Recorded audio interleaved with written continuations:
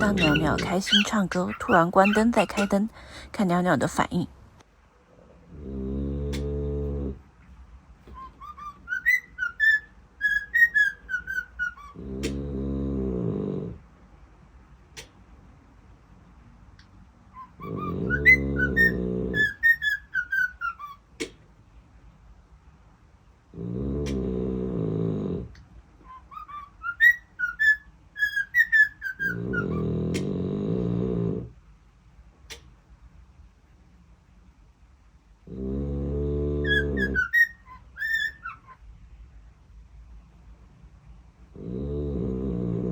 自从虎皮来了我们家，但凡到点没开饭，他就开始暴躁。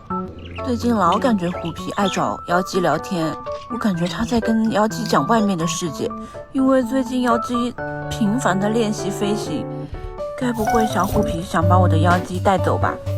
他俩是不是在密谋什么，计划越狱呢？不行，我要把他们看紧一点。